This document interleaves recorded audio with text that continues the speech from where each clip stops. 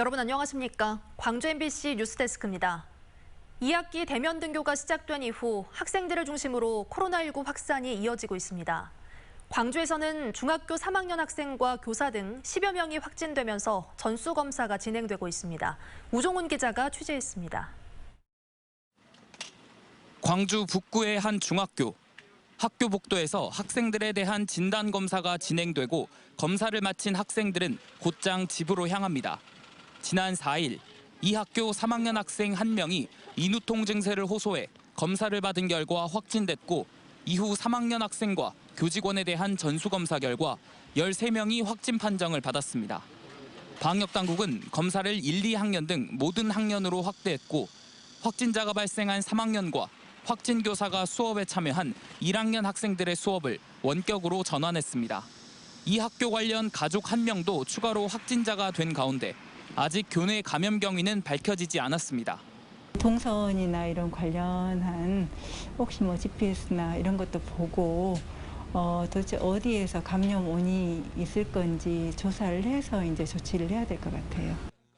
각급 학교의 2학기 대면 등교가 시작된 광주에서는 학교를 중심으로 코로나19가 확산하고 있습니다. 등교가 시작된 지난달 이후 현재까지 광주에서는 유치원, 초중 고등학생 80여 명이 확진됐습니다. 지난달 서구 한 고등학교에서도 집단 감염이 발생해 21명이 확진 판정을 받았습니다.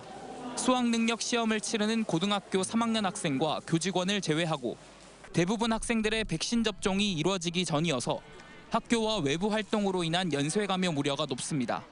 학교 외부 활동을 통해 감염되어 학내의 다른 사람들이라든가 또한 다른 가족으로 전파되는 집단 감염 사례도 다수 발생하여 코로나 장기화로 인한 학습 격차를 우려해 대면 등교가 시작된 만큼 등교 전 자가 진단을 포함해 교내 확산을 막을 수 있는 촘촘한 방역 대책이 필요한 상황입니다. MBC 뉴스 우종훈입니다. 국민지원금 신청 첫날 광주에서는 15만여 명이 지원금을 지급받았습니다. 광주시에 따르면 온라인 신청 첫날 광주에서는 전체 지급 대상자의 12.2%인 15만 3천여 명에게 381억 원이 지급됐습니다. 광주시는 다음 주부터 오프라인 신청이 시작되지만 방문 신청에 따른 혼잡과 코로나19 확산 방지를 위해 가급적 온라인으로 신청해달라고 당부했습니다. 장흥에서 전자발찌를 끊고 달아나 공개 수배됐던 마창진이 어젯밤 경찰에 붙잡혔습니다. 도주 16일 만입니다. 양정은 기자가 취재했습니다. 한밤중 인적이 끊긴 전통시장 안. 검은 마스크에 모자를 푹 눌러쓴 남성이 쇼핑 가방을 메고 발걸음을 재촉합니다. 잠시 뒤 순찰 중이던 지구대 소속 경찰에 붙잡힌 이 남성은 전자발찌를 끊고 달아났던 50살 마창진입니다. 도주 16일 만입니다. 지역 선후배 관계로 해서 옛날부터 어느 정도 알고 있는 관계입니다. 그래서 마창진 인상착의라든가 이런 것을 알고 있기 때문에 확신했습니다. 검거 당시 마창진은 체념한 듯 큰 저항 없이 붙잡혔습니다. 검거 당시 마창진은 자신의 집 방향으로 향하던 길. 메고 있던 쇼핑 가방 안에는 생수 1병과 소주 2병, 전단지 속에 찍힌 형광색 바람막이가 들어있었습니다.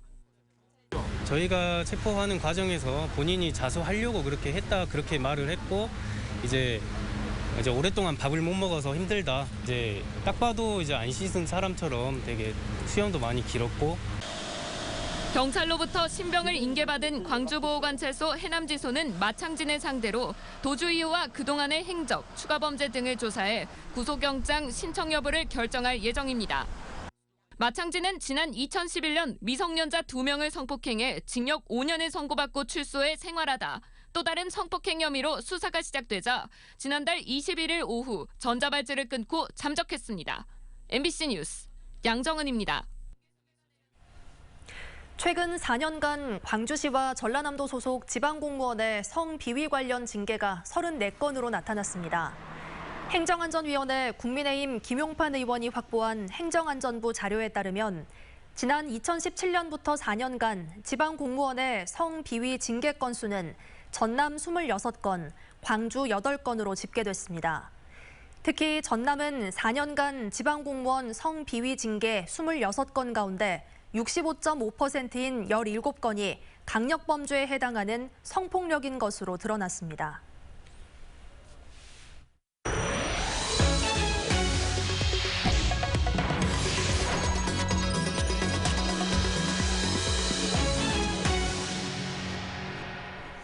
광주 무등산 자락에 있는 사수원지 주변은 상수원 보호구역으로 지정돼 있는데요. 보호구역 해제 절차가 추진되면서 난개발 우려가 나오고 있습니다.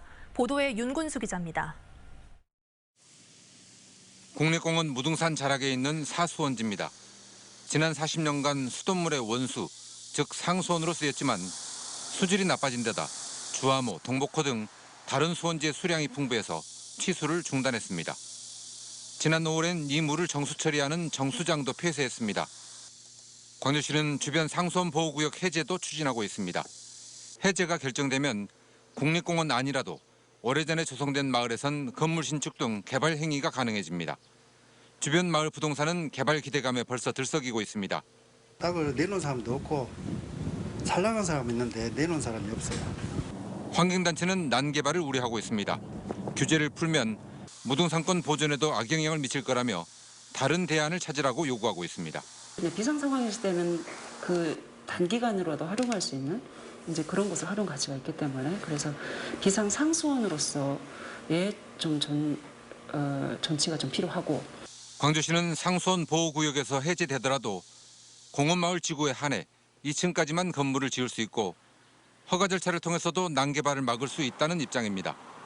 그러면서도 국립공원관리공단이나 북구청 등 관계기관들과 함께 난개발 방지를 위한 대책을 마련하겠다고 밝혔습니다. MBC 뉴스 윤근수입니다. 스쿨존 단속 카메라를 의무화하고 처벌을 강화하는 민식이법이 논란 속에 시행된 지도 1년 반 가까이 흘렀습니다. 전남 지역의 경우 스쿨존에 설치한 단속 카메라 개수만 10배 늘었고 단속 건수도 2만 건 넘게 증가했는데요. 어린이 교통사고 사상자는 1명 감소하는 데 그쳤습니다. 강서영 기자의 보도입니다. 여수 신풍초등학교 앞 왕복 6차선 도로. 지난달 이 스쿨존에서만 차량 899대가 과속과 신호 위반으로 단속됐습니다. 전남 지역에서 가장 많은 단속 건수입니다. 여수공항 인근인데다가 도로폭도 넓은 탓에 큰 화물차들도 속도를 내며 달리던 곳입니다. 민식이법 이후 이곳의 시속 80km 단속 카메라는 30km 제한으로 바뀌었고 기존의 육교 대신 통학을 위한 횡단보도가 생겼습니다.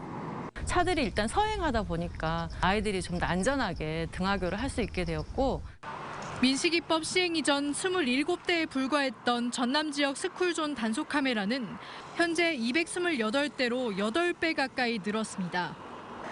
스쿨존 교통위반 단속 건수도 크게 증가했습니다. 개정법 시행 시점을 기준으로 비교해보니 단속 건수는 시행 전 연간 2만 5천여 건에서 시행 후 4만 2천여 건으로 늘었습니다. 사실 운전자 입장에서 좀 불편한 것도 있었지만 적응을 하다 보니까 이제 아무 생각 없이 자연스럽게 뭐 속도 줄이게 되고 또 좋은 뜻으로 아이들 보호하려고 하는 거니까. 학교 친구들이 안전하게 갈 수도 있고 그러니까 좋다고 생각해요. 반면 어린이 교통사고로 인한 부상자 수는 시행 이후 26명에서 25명으로 1명 줄어드는 데 그쳤습니다.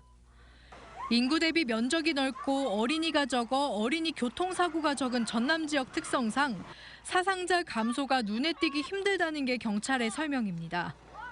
내년까지 이제 단속 카메라가 다 설치가 완료가 되면 이제 아무래도 이제 그 사고 예방에는 상당히 유의미하다고.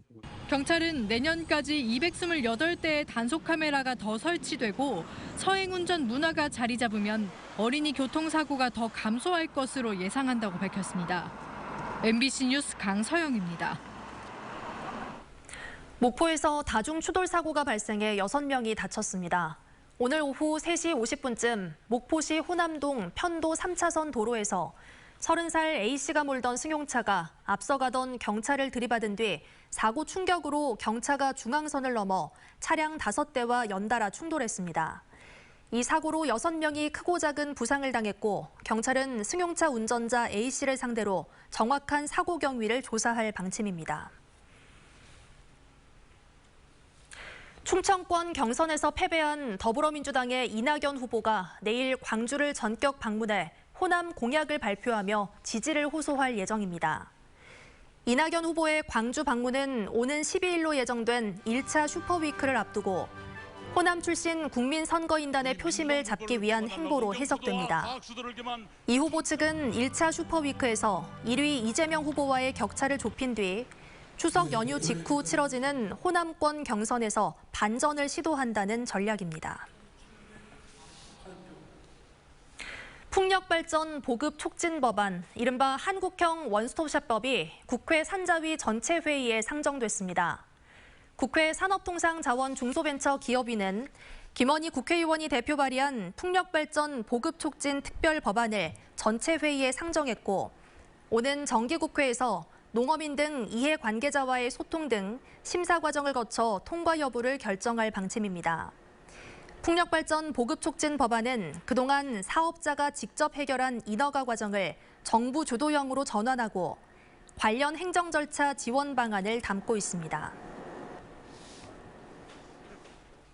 광주시의회 의원들이 기자회견을 열고 광주 글로벌모터스에서 생산하는 캐스퍼에 관심을 가져달라고 시민들에게 호소했습니다.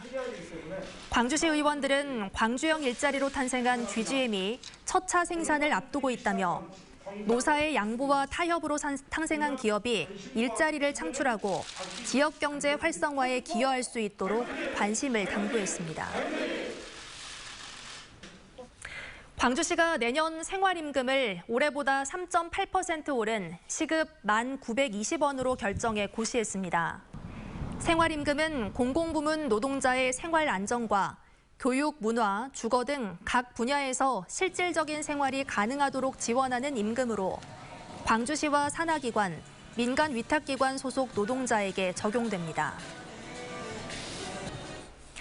50인 미만 소규모 사업장 노동자들의 직업성 질환 예방을 상담하는 근로자 건강센터가 불법 파견 인력으로 운영돼 왔다는 판결이 나왔습니다.